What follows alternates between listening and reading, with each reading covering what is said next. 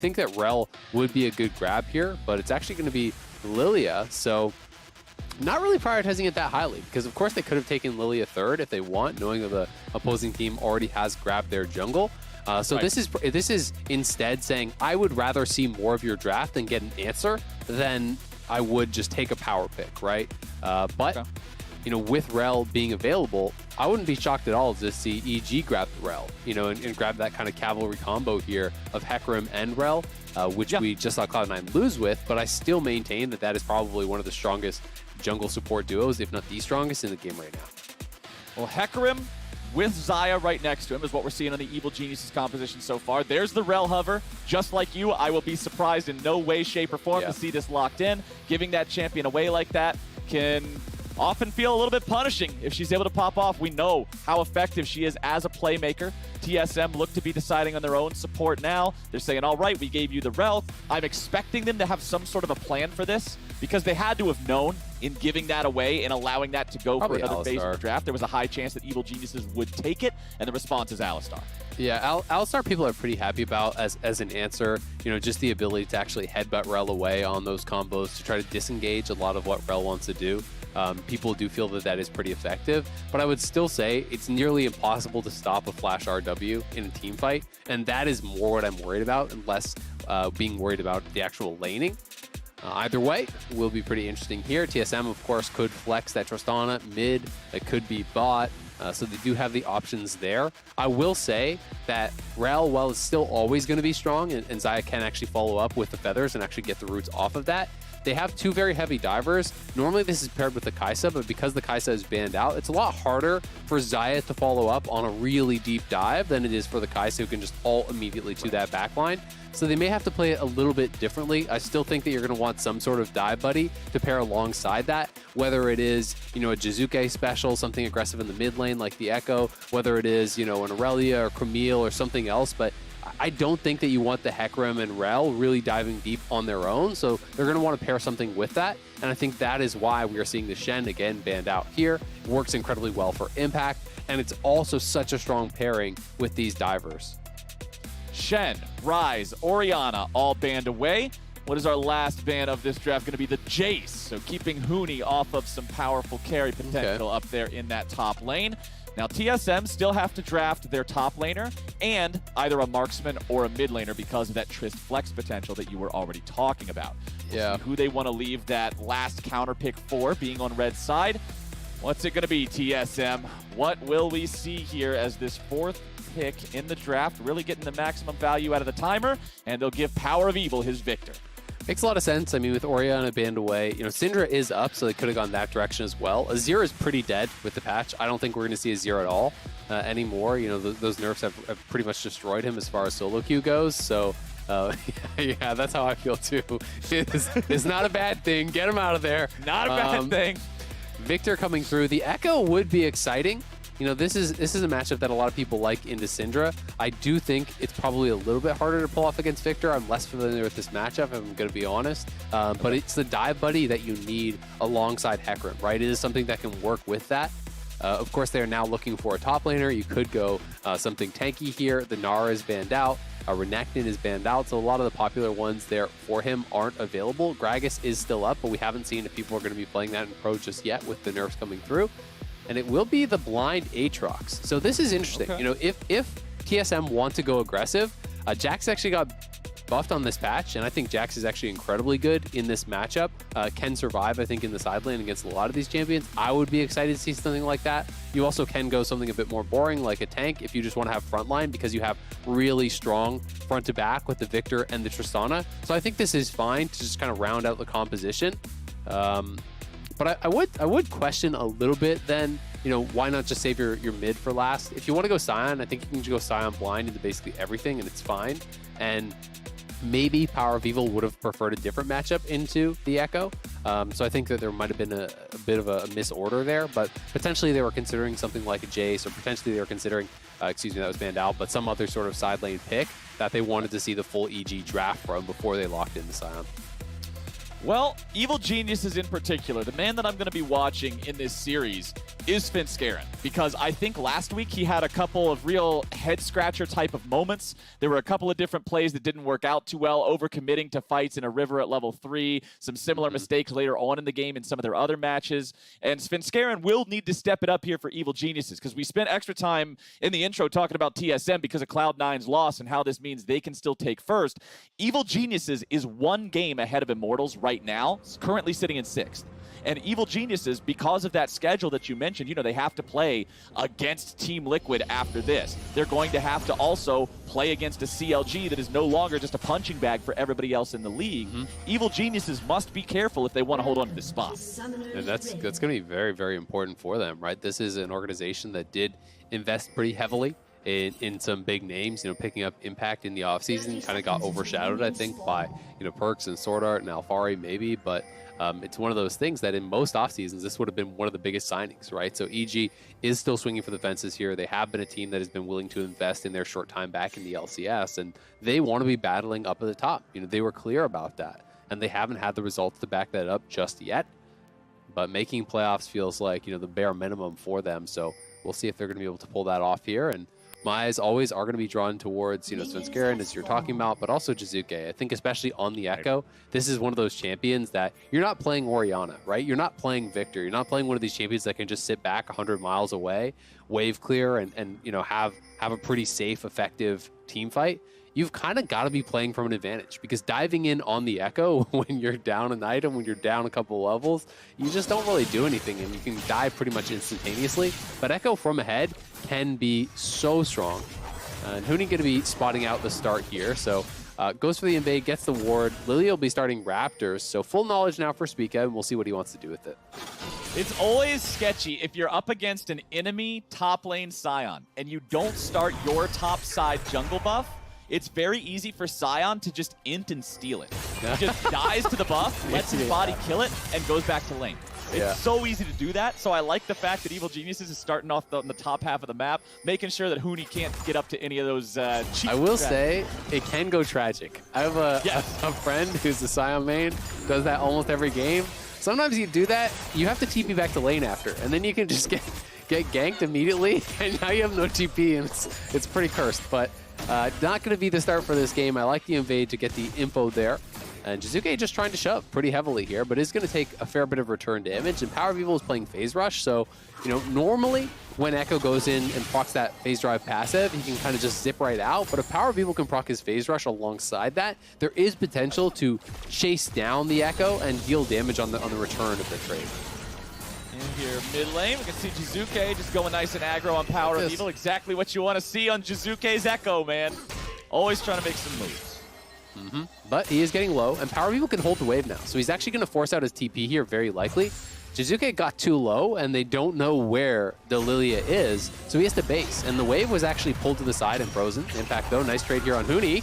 Oh, Huni down to 200 HP, having to walk that one off. Impact doing a good job controlling this lane early. And speaking of early laning, Jiizuke, having lost all the HP he did, shoving out these waves and trying to go aggro on PowerOfEvil. He'll take a very early first back. It ends up getting him a Doran's Ring and a control ward, and now he's right back in the lane here, having used that TP already at level 4. And this is such a fun thing about watching Jiizuke. You know, whether you think he's one of the best or not, he is so exciting to watch because he plays the lane so aggressively. He will always tax your resources. He's going to push. He's going to force you to trade with spells constantly. He's going to try to get you and that's just kind of how he likes to play.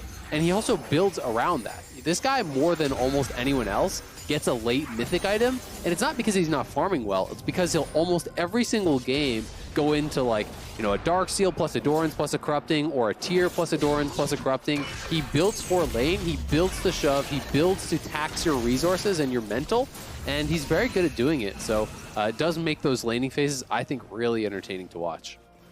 All right, Jiizuke. We'll keep an eye on him as the game moves forward, but checking up elsewhere, overall, we've got a slight gold lead for the side of Evil Geniuses. And in terms of the farm, you can see very small advantages in every single lane in the current state of things for the Evil Geniuses side. Down here in bottom lane, Ignar and Deftly are doing just fine against Lost and SwordArt. And despite the fact that we've got two of those engage, melee, playmaker type of supports, Azael, we're not seeing the same level of bloodiness in the bottom lane that we saw the previous time around. Potions still available on 3 out of 4 of the players down there. Yeah, the trades have not been as scrappy. Generally, when you're playing Tristana in bot, you know, my thought process is if you're going even, you're winning in most matchups. It is a champion that can be pretty vulnerable in those early levels, so I think TSM is going to be happy as long as they can farm evenly alongside this bottom lane down here. Impact posturing aggressively. Huni is low, and Jiizuke is already roamed up here. Let's see it. Oh, the flash away for Huni to stay alive, just bonking him over the head with the hammer, and he forces both Evil Geniuses players back after they take turret damage. Huni does a really good job outplaying that one, but Evil Geniuses is not yet done. They're saying you did it once, do it again here, Mr. Sion. It's first blood over to Impact, and he flashes away to stay alive. That was an aggressive dive there. If that doesn't work, it could go so bad. But they had the confidence to do it. It does cost them both their flashes, though, and Huni has teleport. So honestly, all things considered, it's not as bad as it could be for him, unless they can now punish again. But one of the things that makes Sion so strong as a laner is how difficult it is to punish him, not only because of how tanky he is, but he has teleport, and now he's 6. So even if you push him out of lane, you can just ult back to lane. As I guess we are probably paused here, pulling out of game. We'll let you guys know something when we know it. I was not expecting that. True. I was leaning forward, looking at my monitor very closely, and then I'm like, wait a second, that's my forehead on the screen. We will get back into the game here in a moment, but until then, we have to consider the fact that before the feed cut, it looked like despite the fact that Huni was back in the lane thanks to his teleport, so he didn't lose a lot of tempo, he was then losing a trade again. So he's back to low HP, he's back to sitting underneath the turret, and this sort of just feels like Sion life here for this lane. Yeah, and I mean, that's why they picked it, right? They pick him something that he can be okay on, even if you're not going to have a fun time being weak side as a tank. It's not that big of a deal because as long as you're getting farm, as long as the game's not snowballing completely out of control through your lane, you are going to be valuable. You get so much flat HP from the W passive.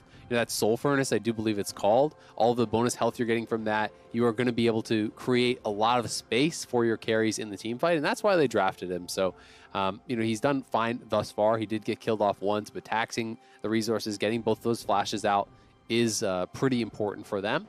But this is something that you also really like to see from Jiizuke, right? Like a lot of his best games are on these early roams where he's playing the Ryze or he's playing the Ekko and he's playing these champions. He's getting out to the side lanes early. He's involved in plays. He's the one dictating the pace of the game where he feels most comfortable. So already I think that is spelling some good things for EG because as you had pointed out, their lanes were going well. They've now gotten the first blood under their belt and we'll see where they can take us from here. I've read an update that it's going to be a couple of minutes here, so hopefully not a terribly long pause and we can jump back into the game here ASAP. But you can see we're not that far in so far. Picks and bans on your screen right now, sort of just taking a look at everything. Some pretty powerful team fighting tools are available for both of these squads. I don't really get the same feeling that I got from the last draft, Azael, where it felt like CLG needed to have an advantage because just together as a 5-man unit, their champions didn't work to the same degree their opponents did. Both of these squads have a lot of power in those team fights. Yeah, I agree. You know, they're not played out in the same way, but, you know, Ekko can be very effective in the team fights. It's just you have to be coming from multiple angles, right? When you're playing Ekko and Aatrox versus a Sion and Viktor, you don't just walk at each other and win the fight, right? You have to come from multiple angles. It's got to be about the flanks. It's got to be about those multi-pronged engages where you're getting into the back line. But if you can pull that off, it can be very effective. And a little update here. It was a visual bug which has now been resolved. It is all fixed, so we are back in game, and everything is looking a-okay for the pros, so hopefully not going to be any more issues going forward. No more problems back on Summoner's Rift. Evil Geniuses with an 800 gold lead, 600 of which came from the first blood plus assist underneath the Tier 1 turret for those who might have just now joined us. Now with Svenskeren stealing away some of the camps here on the top side, we're seeing a question mark ping from Sven as he's saying, all right, Huni's just chilling back here. He's waiting. He's being super patient. And Huni marches back to the lane with that Bomby Cinder in hand. SwordArt going for a play onto Deftly. Just gets the headbutt pulverized and then Lost jumps right back out. Doesn't want to do anything more with that trade.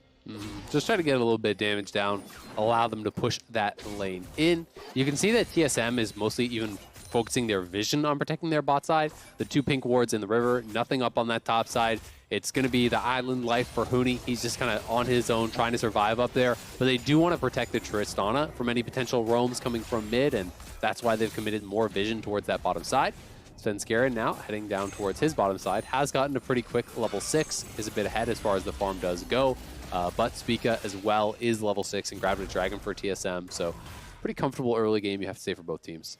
Man, when you say island life, you make me think of margaritas and sunshine and that's what bonfire on the beach and stuff. No, Huni's not living that kind of island life. He's getting his butt kicked having to hang out by this dirty old turret all day.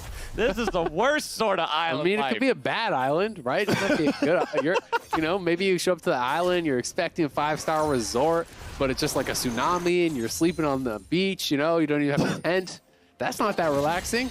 No, that is not a good time at all. We'll check back in on him here in a little bit. Right now, his opponent's already about 3 waves ahead. Down in the bottom lane, it's level 6 for both the AD carries. Support's not quite at that mark just yet, but you can see the experience in the bottom left part of your screen right about now. Ignar, at least, is very close. I'm expecting SwordArt to be at a similar point here as those minions get cleaned up. Still just barely off that level 6 mark for both of these support champions, and we know how big those ultis are for both in terms of their playmaking.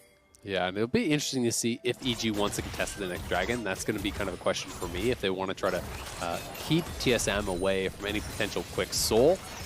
As Spica grabbed that first dragon fairly early, could look to grab the second one and really try to rush towards that. Would be a potential Infernal or Cloud Soul there.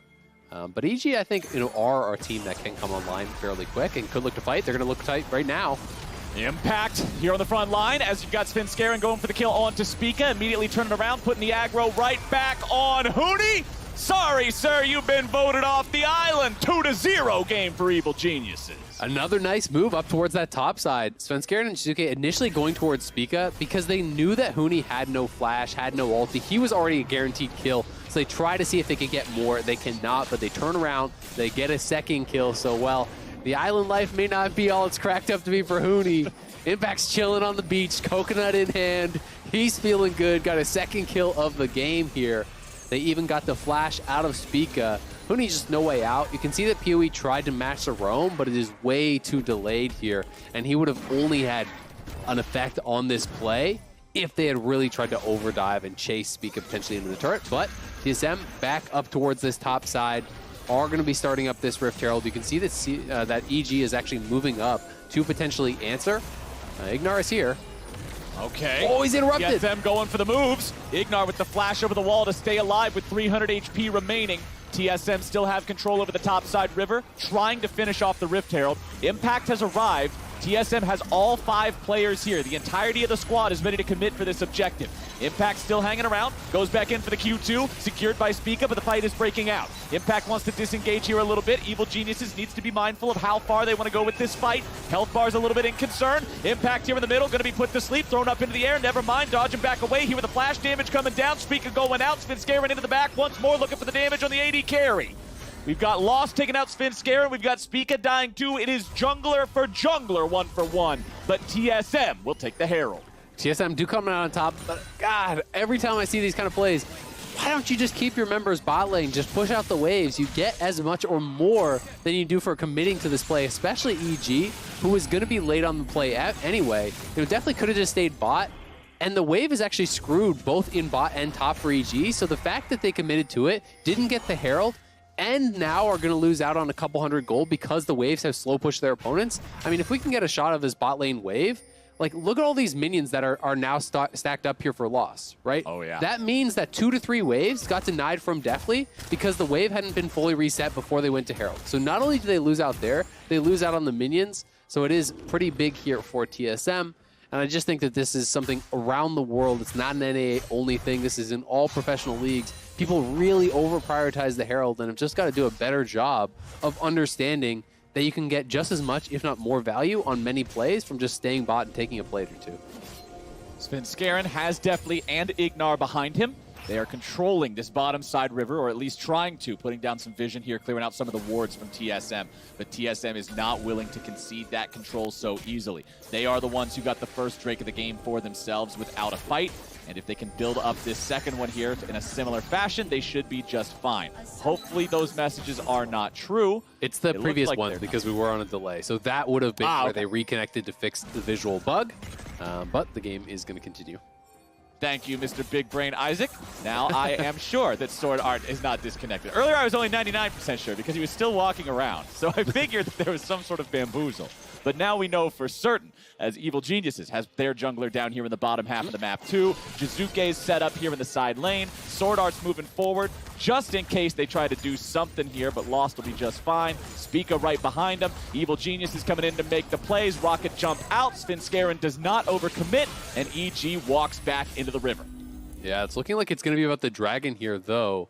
EG have the better setup on it right now. You can see that Huni, while he does have his teleport, if you look at his resources, he's half health, he's almost out of mana, so he would have to base to potentially join this. I think at this point, though, with Spica having gone back to base with the Herald, they will just be giving up this first dragon. They'll just accept that it is going to be tied up there. Huni can use the ultimate to run straight out to top while keeping his teleport. So I like that decision from him. The ultimate is a shorter cooldown than the teleport, of course, and he keeps this ability to be able to answer across map play pretty effectively, which I think is the smart thing to do. Back here in mid lane, everything is burning to pieces on Summoner's Rift. With the Drake taken for the second time, we will have an Infernal Rift this time around. 1-1 on the Drake scores, as Evil Geniuses did pick up that mountain for themselves, so adding a little bit of extra tankiness to their front line. But Shelly's been summoned up here in the top lane. They summon her just about in time to get 4 out of 5 plates. Good use of Herald there will reward TSM with some extra gold. Yeah, really nicely done. Getting that off right before it would have not really been worth much, you know, just a couple more seconds, the plates are going to expire. They maybe would have rather have it in a different lane instead of top, but still, getting that gold is going to be pretty important here, keeping Huni relevant in the game. He has his mythic completed, Impact does as well. And you can see a lot of the item completions are starting to come through here. Of course, mid laners will be delayed because they both went for those kind of triple laning item setups, but definitely on the Essence Reaver already, which is gaining a lot of popularity with quite a few champions as a first item. Stridebreaker on Aatrox feels really good for allowing him to make more plays with the Infernal Chains as well. Yeah. You can see how Impact comboed it right there to try to keep Huni in range the entire time. Huni was still able to barely get out there, walking off to the side, but it will provide more playmaking opportunities as the game moves forward. Impact continues to just control this lane, do whatever he wants. It's very difficult for Huni to fight back in these trades, as you're seeing. Impact has that Q leveled up all the way to 5, which means the cooldown is nice and low, and he can just keep spamming them spells out here in the top lane every time Huni tries to farm. Mm-hmm. Really, until Huni gets, you know, Tabby's Bramble, that kind of setup, it's pretty difficult to actually contest the Aatrox at all because his self-healing is just way too high. So Huni's job is not really to fight the champion, it's to fight the minions and just protect the tower, right? You know, that's really what you want to do. You want to limit the advantages that Impact can create, while TSM potentially create advantages on the bottom side while they look to scale up, because they are looking to just play front to back. They are looking to have this beef ball of Alistar as well as Sion sitting in the front line, protecting the Viktor, protecting the Tristana, and just allowing those hyper-scaling late-game champions to really dish out the damage and kill off the front line. Jiizuke, again, trying to always grab those electrocute procs. Anytime PowerOfEvil steps up, the Ekko is always ready to answer. Svenskeren here in the bottom lane once more, clearing out the control ward that does have vision of him. You can see in the jungle, despite the fact that both of these champions can clear very quickly, it's Svenskeren who's got the farm lead over his opponent and also who's been involved in a kill. So Svenskeren, the better jungler so far in this game compared to Spica, who has not yet been able to make any big plays or have a true impact on the map. We'll see if that changes here as Ignar's going in for the 2v2. Lost, exhausted, running away. Ulti already used from Deftly with the flash backwards after they see the 2 TPs coming in. Svenskeren is now behind enemy lines, isolated. This is not where the boy wants to be. Turning it right back around with the onslaught of shadows. Lost goes down. Impact goes in for the 3-man knockup. TSM is getting cut to pieces, and Evil Genius has made it happen. Nicely done there from EG. They get 1 kill, but they want to get the tower off of this. You need to get more when you're committing this many members down to the bot lane, and a lot of that really was the result of Lost not buffering his rocket jump properly. He tried to actually W out of the engage there from Ignar, but got snapped back. And in those cases, sometimes you just have to accept that you're going to get hit by the initial play and then use the flash rocket jump afterwards to create enough space. But because he didn't do that and he actually gets interrupted here, you'll see him getting pulled out of this as Svenskeren is coming around. There it is, stunned out of the air. Lost, not able to escape. That was really clean from Ignar, so credit is deserved on his side as well for being able to interrupt that with what looked like the Attract Repel. Because Lost just did not have the ability to get through, Svenskeren softens him up. And you can see Jiizuke going in with impact to finish it off. TSM had to go into full retreat. They don't get the tower off it, so it is really just that one kill and a little bit of minion pressure. But Jiizuke out to that top lane, and that tower is getting very low, so he could potentially finish that one off. That bottom lane fight looked so scary for Svenskeren there at the start. So far away from the rest of the team, isolated, nearly killed off. After that Tristana E exploded, the man was down to about 100 HP. But it worked out perfectly to set up the kill for the rest of the squad, so I'm going to call that one calculated. I'm going to say that was planned the entire time to bamboozle TSM into a false sense of security, as Evil Geniuses are almost 3,000 gold ahead 18 minutes into this game, with 15 seconds left on the clock before that third Drake spawns. Huni steps forward, bonks Jiizuke over the head one time there with a Q. The rest of TSM moving forward here. Jiizuke still running away. Next Q will not find the target. TSM at least gets some of the health off of the Evil Geniuses mid laner before this Drake is about to spawn. But not too much, honestly, because the Honey Fruit was there, and that's actually Huni's ultimate down. So it is a little bit costly for them. You can see Lost trying to group up with the rest of the team, trying to get mid lane prio here to be able to push that out and then get the first move towards the dragon. They won't be able to do it just yet. It is EG who has that first start, and Jiizuke actually has gone Night Harvester as opposed to Rocket Belt, so a little bit more of that single target burst potentially, but forgoing some of the utility that Rocket Belt has, as well as a really strong passive. Huni just walked right into the pit now. The Drake's going to be taken low. Svenskeren grabbing a kill. Spica into the stasis, staying alive. SwordArt looking to try to provide the pressure onto Deftly with Lost jumping back out. Huni's still stuck in the pit, trying to fight, trying to tank, trying to do whatever he can, but the boy got spanked. Impact's on a rampage. The Aatrox is popping off. PowerOfEvil at least gets a kill in return onto Ignar. So it's Huni for Ignar is the trade so far, but we've got Svenskeren picking up that objective, and that's the most important thing here for the Evil Geniuses. Yeah, that's huge for them, and we'll see what they can get done on the back end of this play. Spica barely able to actually escape out, not getting spotted by EG as he was running out, trying to recall behind enemy lines here. Here it is one more time. The dragon is secured. The stopwatch from Spica was pretty big, but they didn't really have a lot of follow-up damage onto Impact and Svenskeren. They were kind of just isolated by themselves against that TSM frontline. Lost not really able to get too involved there as the ultimate coming through from Xayah actually was kind of zoning him out. So pretty nicely fought from EG. Impact is huge at this point and does have the 4 kills, and you can see how much definitely got done. Lost not even getting a single auto attack off in that fight is not what you want to see. No, big 0 there for Lost in the last team fight. Deftly and PowerOfEvil both hitting 2,000. PowerOfEvil hitting it on the dot. But Tristana with no damage output in a team fight just makes it really, really rough for these things to go well for TSM. They're still about 3,000 gold behind. Evil Geniuses still just trying to maintain this lead as they march forward. Past the 20-minute mark now, so Baron is on the table. If we see a big team fight victory from either side, there is the possibility of being able to go after that. It's TSM with control over the top side river right now, as Deftly is left to just farm up the minions here in the mid lane. TSM still hanging out as a 5-man unit. Jiizuke is up here in the top lane by himself, so he'll create some pressure, and TSM's going to have to send somebody to answer. Yep, Lost going to be heading up there to answer, but Jiizuke could push him back, and we'll see if he can actually knock this tower down. Doesn't look like it, but will be able to get it low for now until Lost actually just has to back it up. He used his rocket jump, I do believe, so not feeling confident to actually step forward and challenge at this turret. And EG will be able to grab a tower off of this. They've got to send someone down towards that bot side to collect the waves.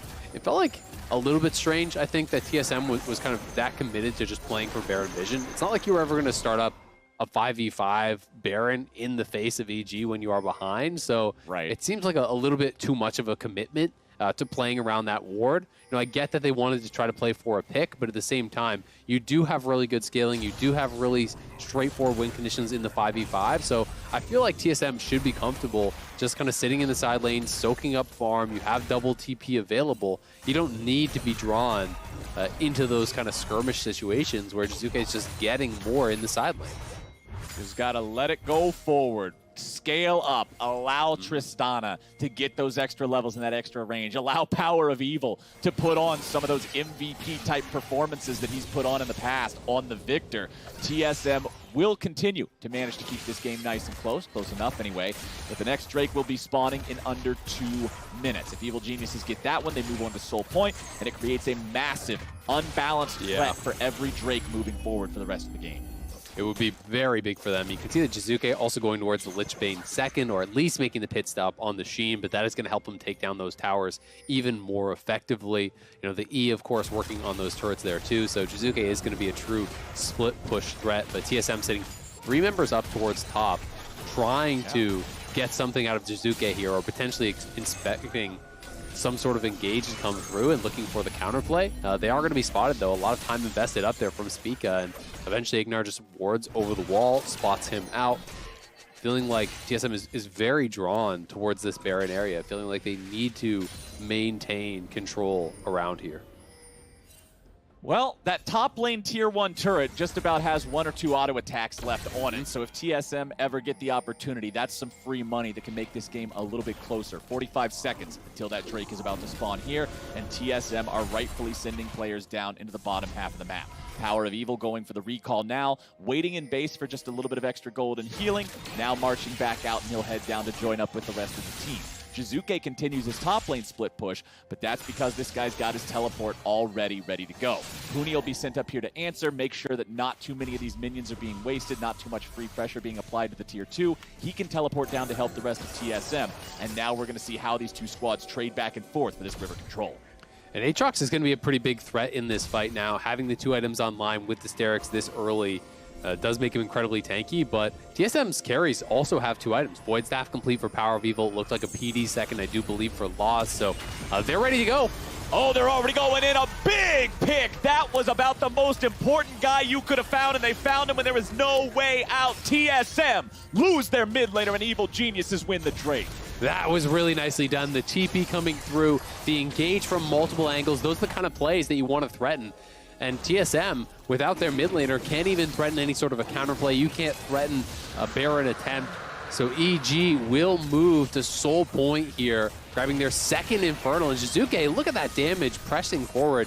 Didn't even actually proc his passive there, just ulted back immediately because he didn't want to get knocked into the turret or anything by SwordArt. So playing that pretty safely. But with the Lich Bane complete, man, all it really takes is an EQ and proc the passive with that auto from the Lich Bane, and you can pretty much 100-0 some of these carries Ekko. It is frightening. It's so scary, and also as he's getting more and more levels, 1 away from level 16 here for the Ekko, the power of that chrono break, once the cooldown's down to 20 seconds or whatever it turns into, allows him to play so aggressively and so just to the style that we expect out of Jiizuke as a player. We'll see what Evil Geniuses can get done with that. But Impact is going in, moving forward, immediately trying to fight against PowerOfEvil, but now the backup has arrived. Huni using the ulti to show up. Svenskeren is here, turning it right back around with the onslaught of shadows, and Impact rams him through the heart with the sword. Evil Geniuses has backup too. SwordArt rotating down, trying to help Huni to make sure that they don't lose anything else. And now Evil Geniuses are the ones overcommitting. Svenskeren is stunned up, and revenge has come due. It is SwordArt grabbing the kill, making this one 1-for-1. But look at Jiizuke up in the top lane. That's the untold story. Yes, it is the 1-for-1, but that's a play that TSM was looking for. And this is going to be a full tower going down because of that Lich Bane, because of the ability to use the E on the turrets. He is just getting things done. Every time it feels like TSM is looking for a play, Jiizuke is out on that side lane, punishing them for that, and that is exactly what you want to see from this player down here in the bot lane. Impact flashing the ultimate, making this go long, retreating back to his jungler because he didn't have his ultimate available, but as it comes back up, the Steric procs, look at that ridiculous self-healing. He was at like 20%, just immediately back up to 80, but then the cavalry has arrived. Then there's no TP on Jiizuke, so they're never going to fully commit to that play. And with everyone from TSM coming down, EG just had to back it up and accept that kill was going to go the other way. And this is Stridebreaker Aatrox. Remember, that wasn't a gore drinker, cheese heal, or anything like that. That's just what this champion does. So they've really got to respect Impact on this moving forward. SwordArt forced to flash away. Very important cooldown there from an Alistar in terms of playmaking. Yeah, that is massive. And like you said, man, that's Aatrox. You get that passive auto with your ultimate up, you just give him a little poke with the sword, heal for about 600, and that's going to be even harder to deal with now that the full Spirit Visage is actually bought off of that. He didn't even have components, so Impact had been out on the map for a while. So long. And is going to be healing even more. It's also going to be very effective against both the Lillia as well as the Viktor, of course. But, you know, it's going to be a lot of the pressure now on Lost to really get damage out in these fights. We saw that one fight around Dragon. He got nothing done. You got to be able to get that damage out. But there's a lot of threats on EG, and that makes his life difficult because, you know, it's easy to sit there and say, hey, you got to be attacking, you got to be getting in there. But if Jiizuke E flashes on you and you instantly die, well, you're not going to do much damage there either. You got in there, but then you got right back out. Yeah. All right, Evil Geniuses. They've still got themselves 5,000 lead. 1.5 minutes. You're talking about pressure, Azael. Well, the pressure is on because TSM now have to answer every Drake after this point, or Evil Geniuses gets an Infernal Soul. And when these guys already have this kind of a lead, and then you add that extra sort of pseudo-Luden's Ekko proc onto everyone on the team, including that Ekko that's diving into 100-0 you, things go from bad to really, really bad. It gets really brutal. And Impact here, trying to set up a flank, but TSM does spot him and will push him back. And this is the thing. When you have a 3-to-1 Dragon advantage, your opponents are drawn to it. They have to fight, like you say, or you give up that Infernal Soul. But if you send all 5 members from TSM down towards that Dragon, EG might just say, okay, yeah, sure, have the second Dragon. I'll take your inhibitor top lane, right? And that is a horrible trade for TSM, but that is a situation you get put in due to early game Dragon control. That is why it's so important to not allow your opponents to get to that soul point, because that is where you've got to fight every single one, and the rewards for doing it are pretty darn small. 25 seconds on that Drake spawn. We've got PowerOfEvil teleporting into the mid lane. Level 15 on him. Level 16 is active for Jiizuke. So remember that about the chrono break cooldown that this guy is able to use here in these fights. SwordArt will walk towards that brush, but because the sweeper was active, he could see Impact's silhouette. He doesn't continue walking forward, doesn't get hit up by any of that Q damage. Evil Geniuses maintain control over the bottom side river with one player for either side here in the top lane. Bowling Ball rolls right down the middle into the gutter, and Evil Geniuses don't take any damage from the poke. TP. Teleport's already coming in from both sides. It's Huni and Jiizuke both joining up in the fight. Impact looking to keep Spica away. He knows that the Drake is going to be the target here for the TSM jungler. Bowling Ball again, not going to find the mark. Jiizuke looking for the parallel conversion. Spica wanted to go forward, but he can't find the angle. Spica's going to die. Jiizuke with the kill. They weren't even able to get the stasis off of the jungler with Lost by the damage down to Ignar, but Evil Geniuses coming right back in for the rest of TSM. Lost gets 1 kill, but it's a 2-for-1 plus an Infernal Soul. Jiizuke goes in and right back out. You got to be careful about the Sion dead body, but it's a big win for Evil Geniuses yet again. 2-for-1, and Soul is confirmed. Really nicely done there, getting the pick onto Spica. TSM just had poor positioning around that. They were all choked back into this funnel, and yes, Huni is pushing forward towards the pit, trying to create space for his carries to walk in. But when you retreat up towards that blue buff, you are now trying to funnel through a potential Hecarim engage, a Rell engage, the parallel convergence from Ekko, and that's just not something you can really do. And as a result, as Spica tries to get it done, he gets zeroed out. The rest of the carries get pushed back. EG secures Soul and even get that bot lane tower off the back of it. So here it is one more time. This is where I was thinking, oh no, you are setting up for that Rell engage. SwordArt sees it, so he engages on the Rell to try to create an opening for them to move through. But Jiizuke and Impact then are unmarked. As Spica walks forward, he just gets absolutely burst down. And yes, Ignar will get killed off in the back end of that fight. It's not the trade you want as TSM, and they are falling so far behind. EG has been on point in these fights, finding the engages, finding the angles to corral TSM into difficult situations where their carries just can't get the damage out.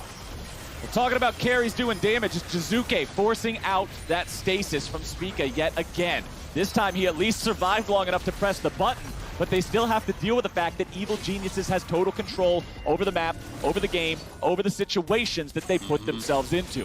TSM stay grouped up as a 5-man unit, while Evil Geniuses are almost always apart, applying pressure to different places at different times. Yeah, and when they group now, you have the Infernal Soul proc on top of Night Harvester proc, and it's going to be coming from multiple members, right? You're the Tristana, or you're the Viktor. All of a sudden, Rell, Hecarim, Aatrox, Ekko, everyone flying back in is going to proc the Infernal Soul on you. That's hundreds of extra damage in these fights. That is going to make it incredibly hard to survive when you realize that Jiizuke with the death cap and 3 items, the Lich Bane, plus all the bonus AP from the Infernals, he alone can 100-0 these carries. So any additional damage that is coming through makes it nearly impossible for them to survive. But it's really tough, because if you go back and you say, all right, well, I'm going to build a GA then, or all right, I'm going to go really defensive, then you really sacrifice any chance you have at the comeback, because you don't have the damage potential to really push through and get these kills yourself.